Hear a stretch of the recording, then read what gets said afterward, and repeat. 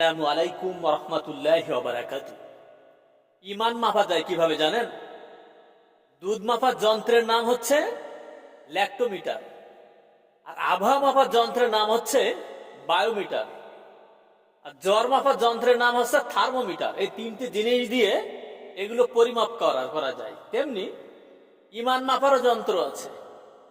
আপনার কতটুকু ঈমান আছে সেটা মাপারও যন্ত্র আছে। এক নম্বর ঈমানদার ব্যক্তি হচ্ছে ওই ব্যক্তি, কোরআন এবং হাদিস অনুযায়ী এর বিরুদ্ধে যারা থাকবে বা কোনো কাজ তার সামনে সংগঠিত হবে, সমস্ত শক্তি প্রয়োগ করে বাধা দেওয়ার এক নাম হচ্ছে এক নম্বর ঈমানদার ব্যক্তি। তাহলে এক নম্বর গেল।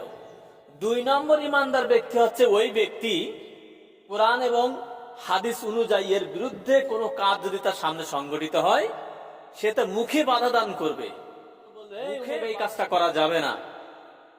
তৃতীয় নাম্বার আছে থার্ড ক্লাস ঈমানদার ব্যক্তি, অপরাধ দেখলে কোরআন এবং হাদিসের বিরুদ্ধে কোনো অপরাধ যদি সে দেখে, তাহলে সে কি করবে?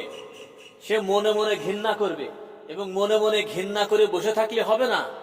সমাজ থেকে এই অপরাধ কিভাবে দূর করা যায় তার জন্য তাকে কি করতে হবে? প্র্যাকটিস করতে হবে, লোকজন তৈরি করতে হবে। আর আপনারা বলেন প্রতিবাদ করা যাবে না।